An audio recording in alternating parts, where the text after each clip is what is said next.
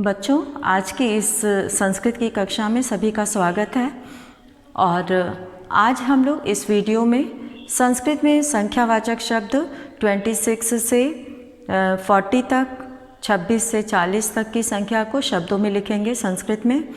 और इसके बाद शब्द रूप वारी का लिखा जाएगा और धातु रूप में दो मूल शब्दों का लंग लकार का रूप हम लोग आज सीखेंगे। तो सभी बच्चे इसे अपनी संस्कृत की कॉपी में भी लिख लेंगे। और शुरू करते हैं हम लोग सबसे पहले संस्कृत में संख्यावाचक शब्द। तो इसमें सबसे पहले यहाँ पर शीर्षक डालेंगे संस्कृत संख्या। यहाँ लिखेंगे संस्कृत संख्या 26 से 40 तक। तो ये हम लोग यहाँ पर आज करेंगे। और इसके लिए सबसे पहले यहाँ पर नंबर डालेंगे 26 में 20 में 6 प्लस किया गया है, तो यहाँ पर षड विंशति, षड 6 को षड कहा जाता है, तो यहाँ पे षड विंशति हो जाएगा।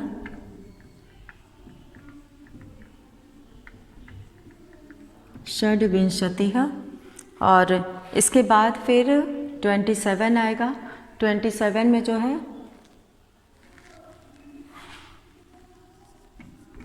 सप्तविंशति है।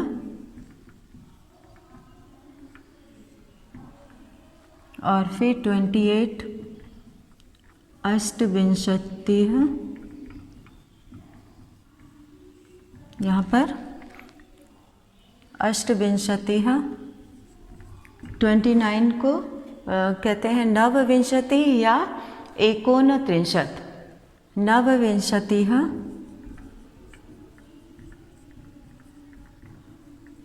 नवविंशति है या एकोनत्रिंशत्। त्रिंशत् यानी कि 30 में एक कम, एको न अर्थात एक न होना जो है एकोनत्रिंशत् हो जाएगा। और 30 को कहते हैं त्रिंशत्। त्रिंशत् मतलब 30 की संख्या को त्रिंशत् कहा जाता है। और अब यहाँ पर 30 में एक प्लस करेंगे, एक जोड़ेंगे तो 31 होता है। तो यहाँ पर हम लोग 30 में एक प्लस करेंगे तो एक त्रिंशत्, और 30 को त्रिंशत् कहा जाता है, 30 को त्रिंशत् कहते हैं। तो इसी में एक इसके आगे जोड़ देंगे तो एक त्रिंशत् हो जाएगा। 31 को एक त्रिंशत् कहा जाता है। तो इसके लिए यहाँ पर हम लोग लिखेंगे एक त्रिंशत्। एक त्रिंशत् यहाँ पे 31 हो गया। और 32 के लिए यहाँ पे इसी के त्रिंशत् के ही पहले यहाँ पे 2 की संख्या को लिखेंगे द्वात्रिंशत्। द्वात्रिंशत्।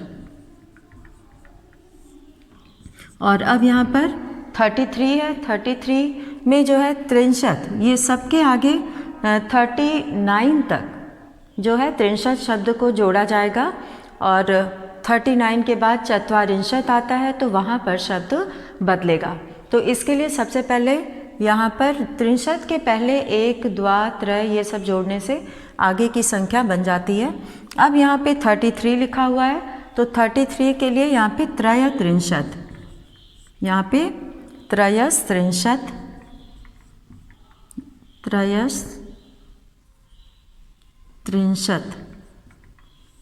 त्रयः का विसर्ग जो है यहाँ पे स हो गया है, तो त्रयस्त्रिंशत् बन गया है। और अब यहाँ पे 34 लिखना है। और 34 के आगे जो है चतुस्त्रिंशत्, तो चतुस्त्रिंशत्।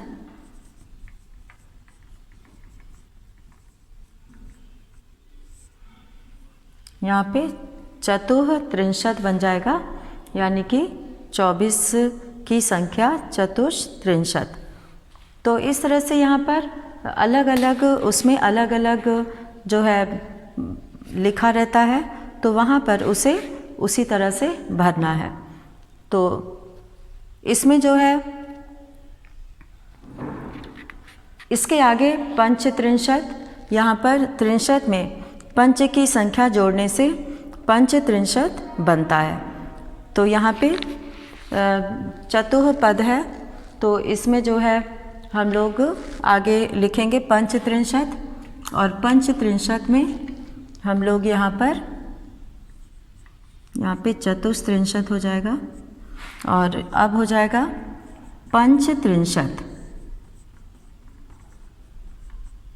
पंचत्रिंशत,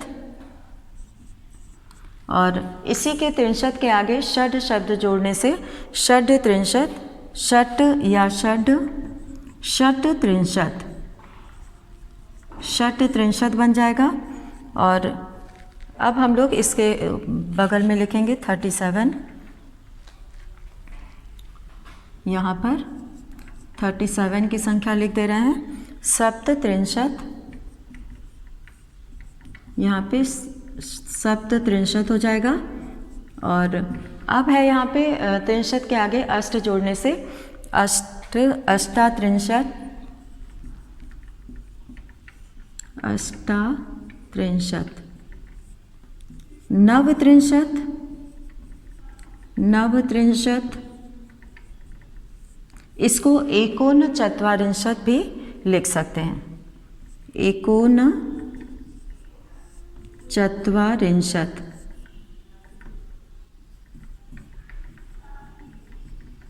एकोनचत्वारिंशत। तो इन दोनों में से कोई भी एक इसमें लिखा जाता है। और 40 को चत्वारिंशत, 40 को चत्वारिंशत लिखते हैं। तो अब इसका शुद्ध उच्चारण करना सीखना है।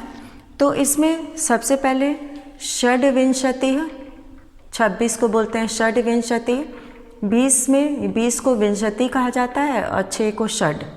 तो ये पहले लिखा जाएगा और 20 बाद में लिखा जाएगा। तो षड्विंशतिः, षड्विंशतिः। अब यहाँ पे 27 है, सप्तविंशतिः, सप्तविंशतिः। 28 है, अष्टविंशतिः, अष्टविंशतिः। 29 है, नवविंशतिः, नवविंशतिः। और इसको जो है एकोनत्रिंशत भी कहा जाता है। एकोनत्रिंशत अर्थात त्रिंशत मतलब 30, इसमें एक न हो। तो अगर 30 में एक नहीं होगा, एक नंबर कम होगा, तो वो 29 कहलाएगा।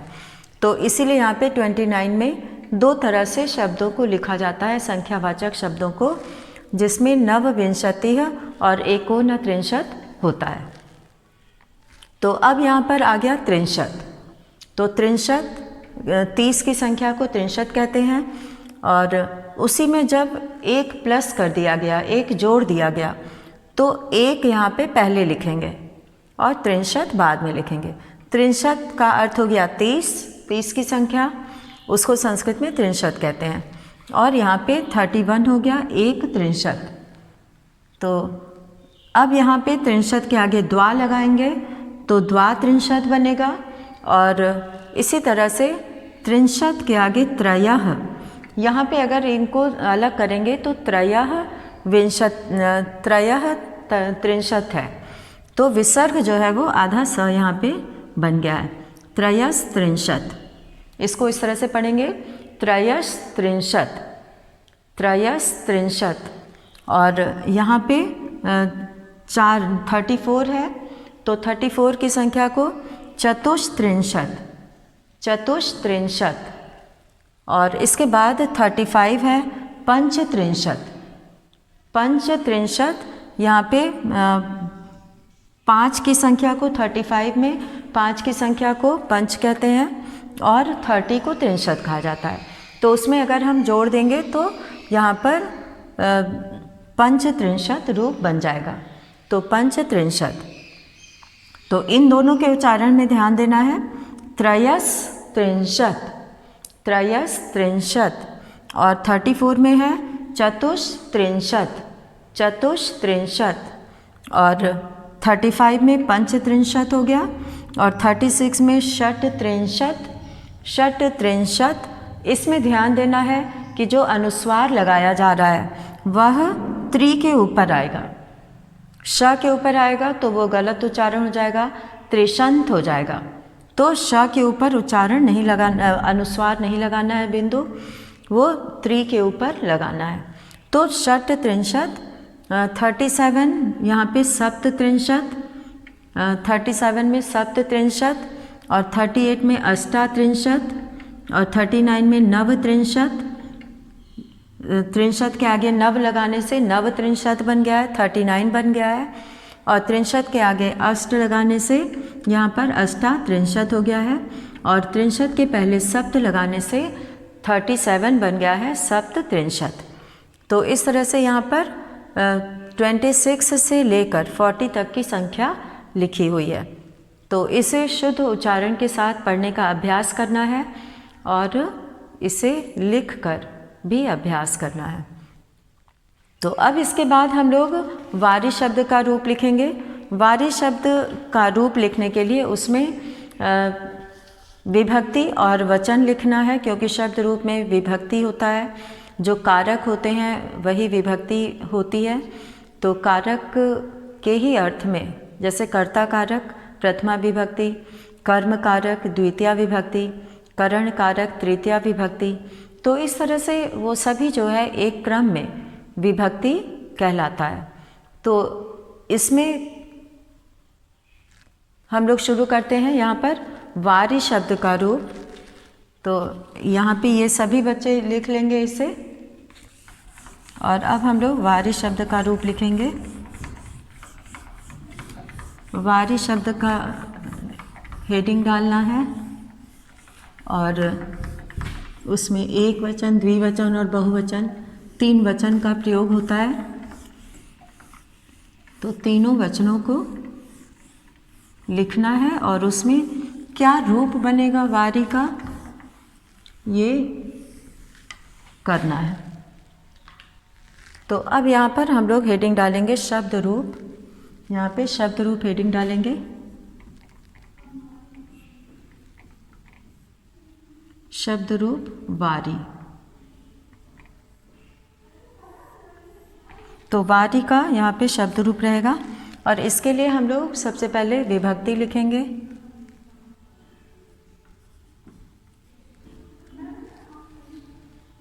विभक्ति थोड़ा ऊपर लिखते हैं इसे।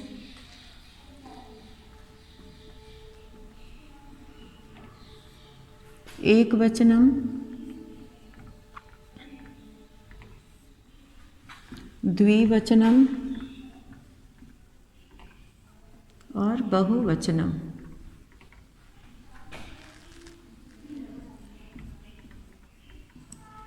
बहुवचनम, तो इस तरह से यहाँ पर हम लोग एक वचन, द्विवचन और बहुवचन का रूप लिखेंगे और यहाँ पे सभी विभक्ति लिखेंगे। तो विभक्ति में सबसे पहले प्रथमा, द्वितीया, तृतीया, चतुर्थी, पंचमी,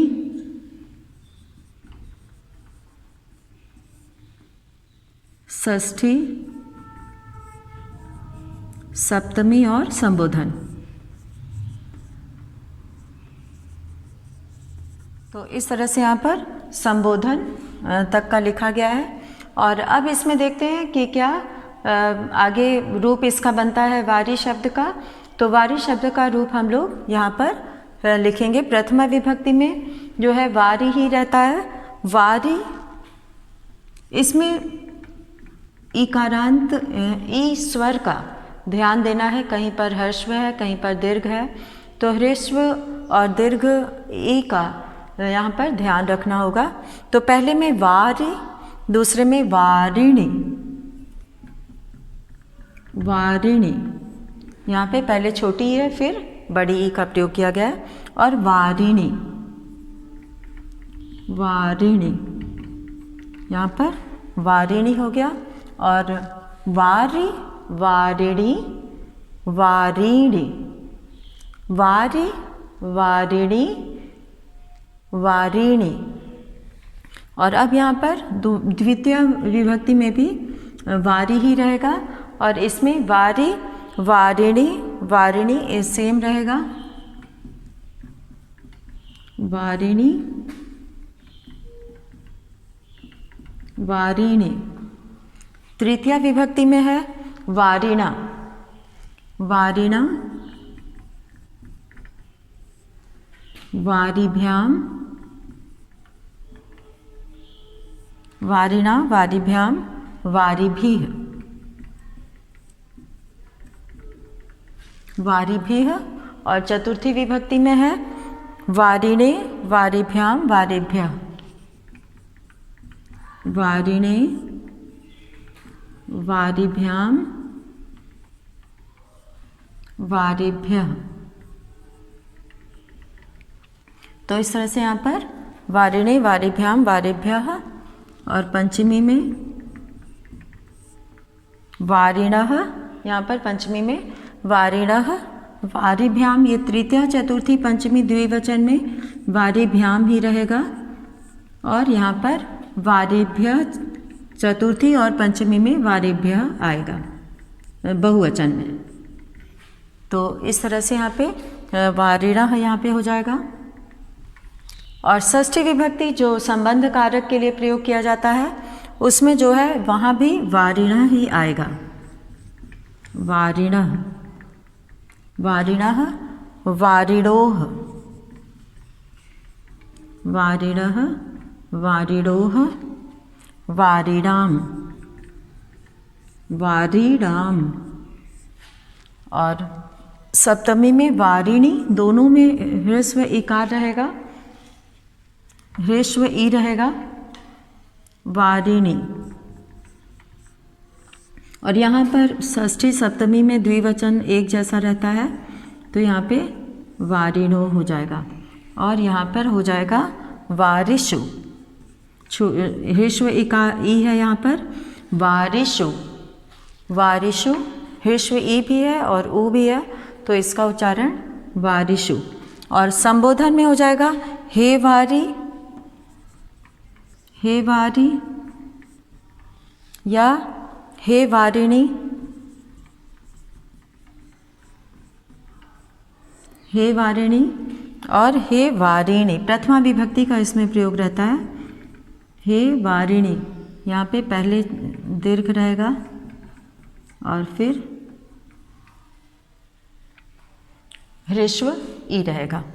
तो इस तरह से यहाँ पर हे वारी या हे वारे भी यहाँ पर हो जाता है, ई का ए भी हो जाता है। तो इसमें दो लिख सकते हैं, हे वारे। तो एक वचन में ही परिवर्तन होता है और द्विवचन और बहुवचन में कोई परिवर्तन नहीं होता है। तो इसलिए यहाँ पर हे वारी या हे वारे दोनों में से किसी एक का प्रयोग किया जा सकता है। तो इसका हम लोग शुद्ध उच्चारण करना सीखेंगे। सबसे पहले वारी प्रथमा विभक्ति जो है कर्ता कारक के लिए प्रयोग होता है, द्वितीया विभक्ति कर्म कारक के लिए प्रयोग होता है, तृतीया विभक्ति करण कारक के लिए से के द्वारा इसका कारक चिन्ह होता है, और चतुर्थी विभक्ति के लिए अर्थ में प्रयोग किया जाता है संप्रदान कारक, और चतुर्थी विभक्ति होती है उसमें। और अपादान कारक से यहाँ पे अलग होने के अर्थ में होता है, जैसे राम विद्यालय से घर जाता है, तो यहाँ पे घर विद्यालय से अलग हो रहा है, घर जा रहा है। तो यहाँ पे जो है पंचमी विभक्ति का प्रयोग होगा अपादान कारक का। और षष्ठी विभक्ति में जो है वो संबंध के लिए होता है का, के, की, और अधिकरण कारक में, पर के लिए प्रयोग किया जाता है। तो यहाँ पर उसी के अनुसार जो है शब्दों का प्रयोग करते हैं। तो यहाँ पे वारी, वारिणी, वारिणी, वारी, वारिणी, वारिणी। द्वितीया विभक्ति में वारी, वारिणी, वारिणी, क्योंकि यहाँ पे पहले बड़ी है फिर छोटी है, वारिणी। तो अंतर होता है मात्रा का, बड़ी को बोलने में थोड़ा समय लगता है और छोटी थोड़ा जल्दी से बोला जाता है। और अब है यहाँ पे वारिणा तृतीया विभक्ति में, वारिणा, वारिभ्याम, वारिभिः, वारिणा, वारिभ्याम, वारिभिः।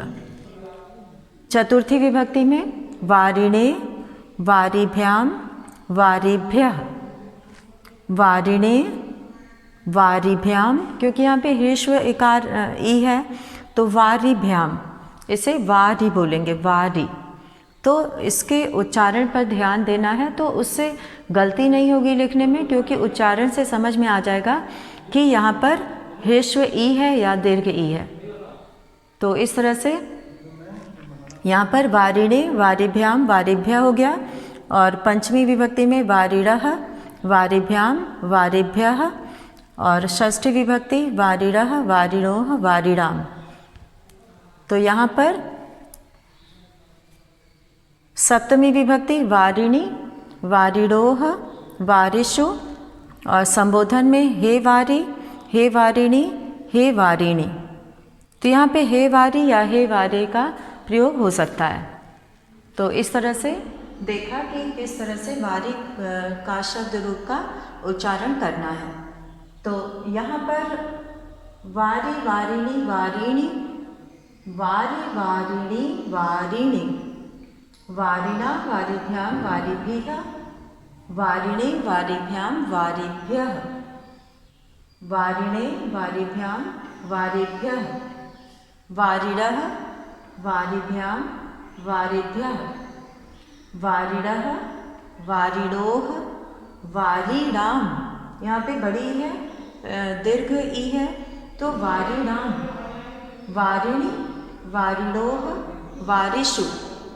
वारिणी, दोनों में ह्रीश्व ई है तो इसका उच्चारण होगा वारिणी। वारिणी, वारिणोः, वारिषु। हे वारी या हे वारे, हे वारिणी, हे वारिणी। बट यहाँ पे दीर्घ ई है, यहाँ पे ह्रीश्व ई है, तो दोनों के उच्चारण में अंतर होगा। वारिणी, हे वारिणी, हे वारिणी। तो इस तरह से इसका उच्चारण करना है। वारी, वारिणी, वारिणी, वारी, वारिणी, वारिणी, वारिणा, वारिभ्याम, वारिभिः, वारिणे, वारिभ्याम, वारिभ्यः, वारिणः, वारिभ्याम, वारिभ्यः, वारिणः, वारिणोः, वारिणाम, वारिणी, वारिणोः, वारिषु। हे वारी, हे वारे, हे वारिणी, हे वारिणी। तो इस तरह से इसका उच्चारण करना है। और अब इसके बाद हम लोग यहाँ पर शब्द रूप के बाद हम लोग वस और दृश धातु का, वस और दृश धातु का लंग लकार का रूप हम लोग करेंगे। तो यहाँ पे सबसे पहले हम लोग लिखेंगे वस धातु का और लंग लकार का रूप लिखा जाएगा। तो वस का अर्थ होता है रहना। तो यहाँ पर शुरू करते हैं हम लोग। इसका शब्द रूप का सभी बच्चे अभ्यास करेंगे। और अब हम लोग धातु रूप लिखेंगे लंग लकार को, वस और दृश का।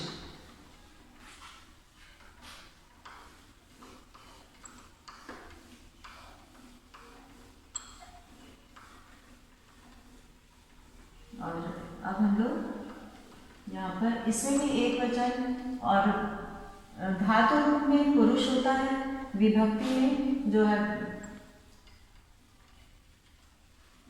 शब्द रूप में विभक्ति का प्रयोग होता है, और धातु रूप में यहाँ पर हेडिंग डालेंगे हम लोग धातु रूप हम लोग लिखेंगे दृश का। सबसे पहले वस का हम लोग लिखेंगे, उसके बाद दृश का लिखेंगे।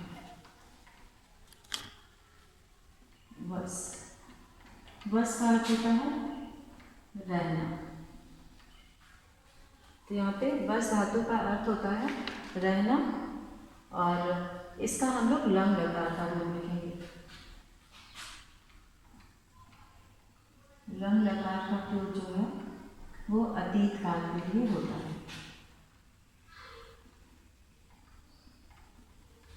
तो इसका प्रयोग अतीत काल के लिए होता है। और यहाँ पे हम लोग पुरुष हेडिंग डालेंगे। और यहाँ पे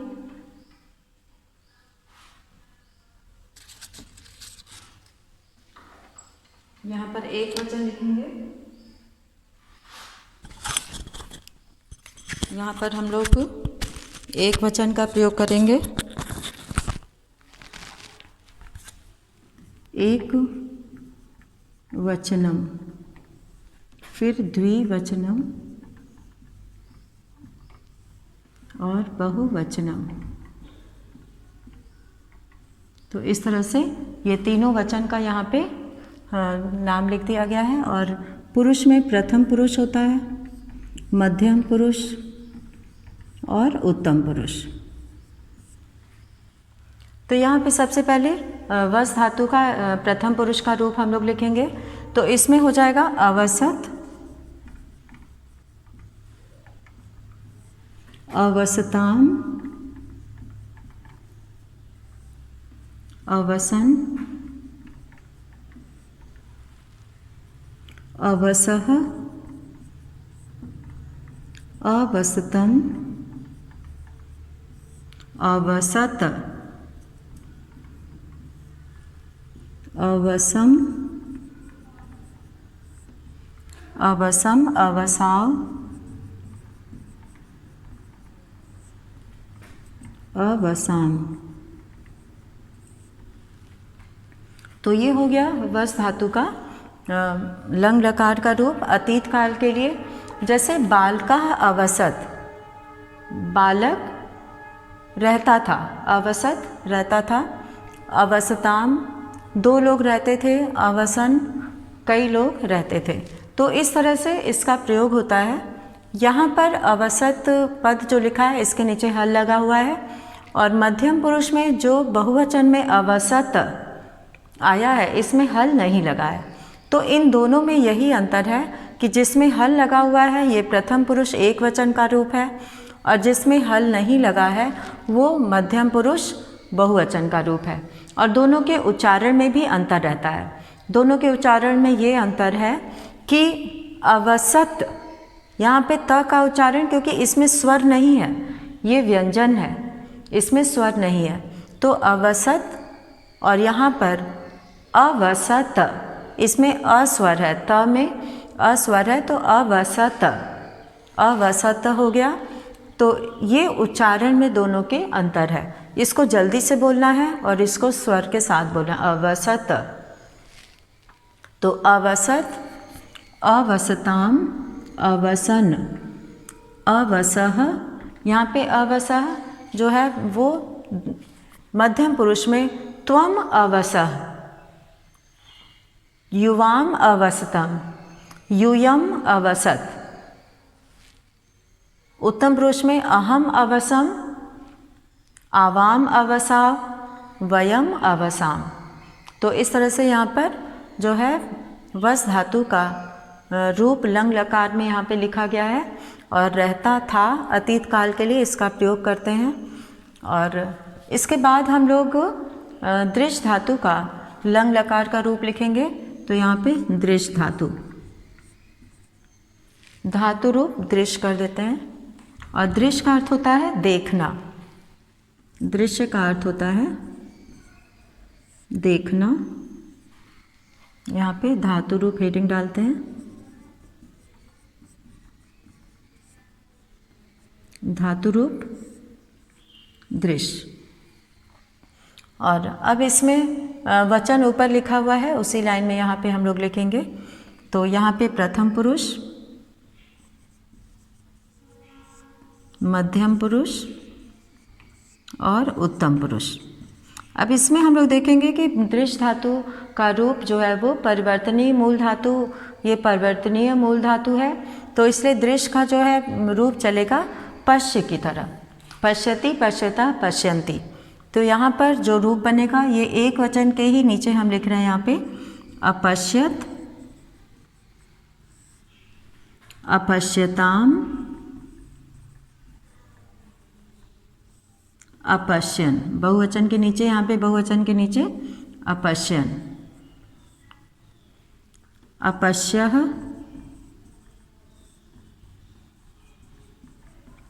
अपश्यतम, अपश्यत, अपश्यत, उसको पढ़ेंगे अपश्यत, अपश्यम, अपश्याव, अपश्याम। तो इस तरह से यहाँ पर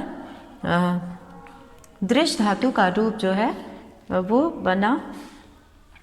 इसमें जो है ये ध्यान देना है, अपश्यत यहाँ पर हल लगा हुआ है और हल लगने से इसमें कोई स्वर नहीं है। हल का अर्थ होता है यहाँ पर कि ये व्यंजन केवल है, इसमें कोई स्वर नहीं है। और स्वर लग जाने से ये ऐसा रूप बन जाएगा अपश्यत, अपश्यत। तो यहाँ पर अपश्यत, अपश्यत, अपश्यत, अपश्यत। तो यहाँ पर दोनों के उच्चारण में अंतर रहेगा। तो इसको किस तरह से पढ़ना है ये हम लोग अभी देखेंगे।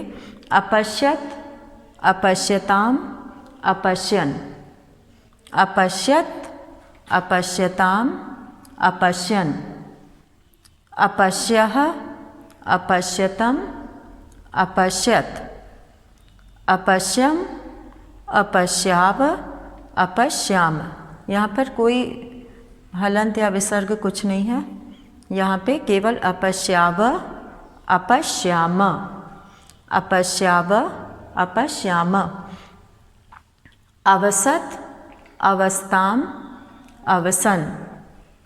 जहाँ पे हल रहेगा उसे जल्दी से बोलना है। अवसत, अवस्थाम, अवसन, अवसः, अवसतम, अवसत, अवसम, अवसाव, अवसाम। तो इस तरह से यहाँ पर इसका प्रयोग किया जाता है। जैसे दृश्य धातु है, दृश्य धातु का अर्थ हो गया देखना, और ये इसको हम लोग लंग लकार में लिखे हैं, तो यहाँ पे लिख दे रहे हैं लंग लकार का रूप है ये। और ये एक वचन का रूप है, ये द्विवचन का रूप है, ये बहुवचन का रूप है।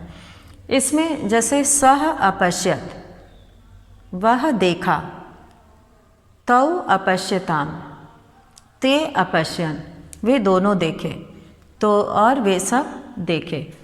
या देखा था, था जो है वो अतीत काल के लिए अर्थ में प्रयोग होता है। यहाँ पे अपश्यः, त्वम अपश्य, युवाम अपश्यतम, यूयम अपश्यत, यूयम अपश्यत। तो अपश्यत यहाँ पे पूरा उच्चारण हम क्यों करेंगे? क्योंकि यहाँ पे त के साथ अस्वर है, तो ये पूरा त है। और यहाँ पे त स्वर, त में हलंत लगा है, इसलिए इसमें कोई स्वर नहीं है, और इसीलिए इसको अपश्यत पढ़ेंगे, अपश्यत। अब ये त्वम अपश्यः, युवाम अपश्यतम, यूयम अपश्यत, अहम अपश्यम। उत्तम पुरुष में अहम अपश्यम, युवाम आवाम अपश्याव, आवाम अपश्याव, और वयम अपश्याम। तो इस तरह से यहाँ पे इसका प्रयोग जो है वो वाक्यों में इस तरह से किया जाता है। और अतीत काल का रूप बताने के लिए कि क्रिया हो चुकी है, तो जहाँ पे क्रिया हो चुकी है उसके लिए लंग लकार का प्रयोग किया जाता है। तो यहाँ पे इसे सभी बच्चे शुद्ध उच्चारण के साथ पढ़ेंगे।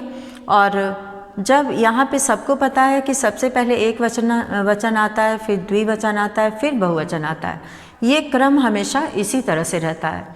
इसका क्रम नहीं बदलता है कि द्विवचन एक वचन बहुवचन, या बहुवचन द्विवचन एक वचन, ऐसे नहीं। इसका जो क्रम है लिखने का वो हमेशा एक वचन पहले लिखा जाता है, द्विवचन उसके बाद, बहुवचन उसके बाद। और इसका भी क्रम एक ही रहता है, इसका क्रम नहीं बदलता है। प्रथम पुरुष, मध्यम पुरुष, उत्तम पुरुष। यहाँ पे सह, तौ, ते, त्वम, युवाम, यूयम, अहम, आवाम, वयम। और इसमें भी वही रहेगा, प्रथम पुरुष, मध्यम पुरुष, उत्तम पुरुष। और इसमें अपश्यत, अपश्यताम, सह, तौ, ते, त्वम युवाम यूयम अहम आवाम वयम। तो इसके साथ सर्वनाम का प्रयोग करना है तो इसी क्रम में प्रयोग होगा। और नाम के साथ भी यहाँ पर हो सकता है रामः अपश्यत, रामौ अपश्यताम, रामाः अपश्यन्। तो इस तरह से शब्द रूप और धातु रूप का अभ्यास करना है शुद्ध उच्चारण के साथ, और इसका प्रयोग भी समझ में आना चाहिए कि प्रयोग किस तरह से होता है। तो आज हम लोगों ने इस वीडियो में सबसे पहले संस्कृत में संख्या, जो कि 26 से 40 तक की संख्या थी, षड्विंशतिः, सप्तविंशतिः, अष्टाविंशतिः, नवविंशतिः, त्रिंशत्, एकत्रिंशत्, द्वात्रिंशत्, त्रयस्त्रिंशत्, चतुस्त्रिंशत्, पंचत्रिंशत्, त्रिंशत्, षड्त्रिंशत्, षट्त्रिंशत्, सप्तत्रिंशत्, अष्टत्रिंशत्, नवत्रिंशत् या एकोनचत्वारिंशत् और चत्वारिंशत्। तो ये संस्कृत में संख्या थी।